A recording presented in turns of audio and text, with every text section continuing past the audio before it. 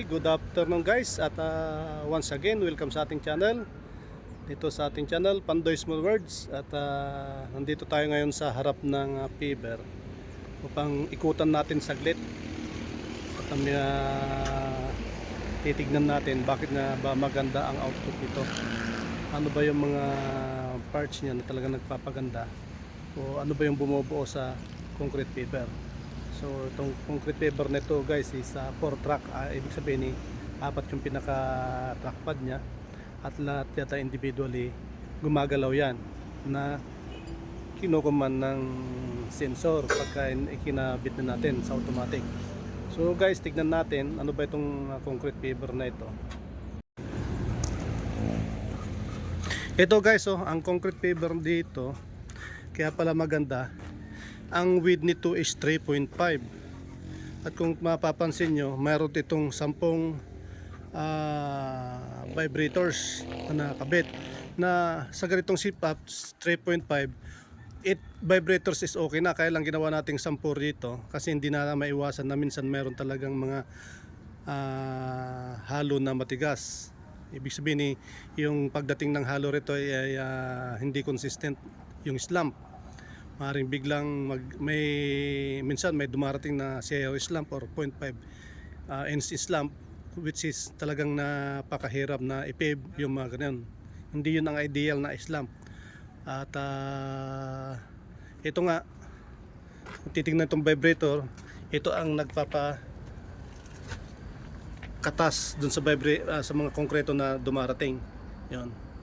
Tapos meron siyang auger, which is the primary purpose ng auger na yan. Halimbawa, pwede mong ihalo yung grout kasi habang binabibrate niyan ang grout natin umiibabaw. So pwede mong continuous na paikutin or pwede ring hindi. Depende dun sa halo, makikita mo yan. Or spreader din yan.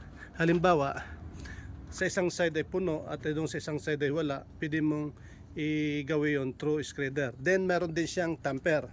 Ano ba guys ang purpose ng tamper? Yun nasa ilalim na yun, bar na yun, nasa ilalim na yun. Tamper yun.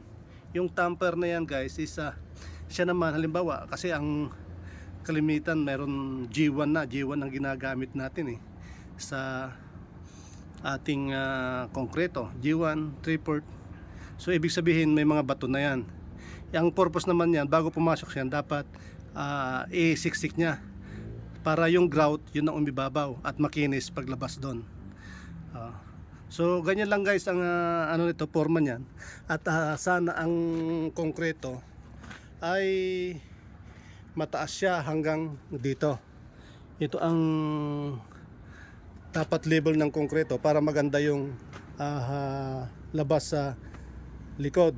Dahil kung bababa yung level, may tendency na hindi siya maganda or magkakaroon ng parang cracking, dry.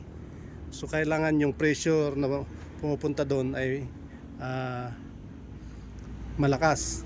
At ang pressure na yon ay nagagawa doon sa parang binabottleneck mo siya dahil yung sa harapan niya, kung mapapansin nyo guys, parang nakabuka. So yun guys ang ano nun. At din kaya malinis o kaya maganda, makinis yung sa labas. Dahil dito sa likod guys ay meron siyang stainless trowel ang tawag. Itong portion na ito, itong pinakahuli mula dun sa kanto na yon, stainless yun guys. Ito stainless to, hindi ang kinakalawang. Maganda ang ano niyang kalabasan yan, stainless. Doon sa banda parang high tensile lang doon na bakal, pero itong mga one pot mula doon, ito ay stainless na.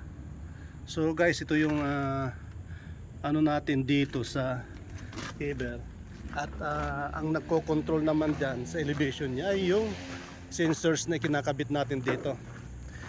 Meron tayong elevation sensors, ito elevation na kakabit natin dyan, at meron tayong alignment sensors. So yun ang nagpapano para hindi mawala sa linya, depende dun sa setting ng mga surveyor. So guys, yun ang ating parang review dito. Ngayon mapapaisip tayo, Halimbawa, itong lapad na yan, nakatapos tayo ng 200 meters at gusto pa nating mag-pave sa ibang lugar. Paano ba natin yan ililipat? Kung titignan natin napakahirap. So yun ang abangan nyo guys sa ating susunod na susunod na video at bibigyan ko kayo ng paraan yung kung paano yung pinakamadaling paraan para isakay o i-transport itong ganitong napaka-komplikadong machine. Sa amin kasi sa ibang project namin ginagawa namin yan kahit sa loob na isang araw nakakatatlong lipat kami at nakakatatlong buhos din kami. Halimbawa lalo na kung patapos na yung mga projects at mga gaps na lang ang tatapusin. So ibig sabihin kung may gaps na sinasabi, mga pinakamalaki niyan 90 meters. So 90 meters bubuhusan namin sa kalating oras. Sayang yung oras kung di mo may transfer. At yung pagta-transfer noon,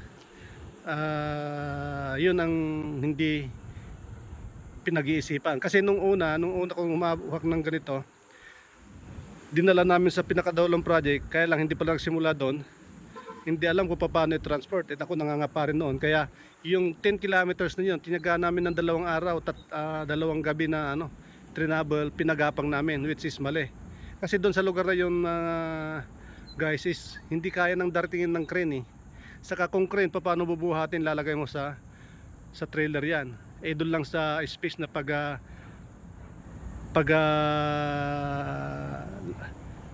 pag-anuhan ng crane, pag-preparahan ng crane, halimbawa yung landing area ng crane, doon pa lang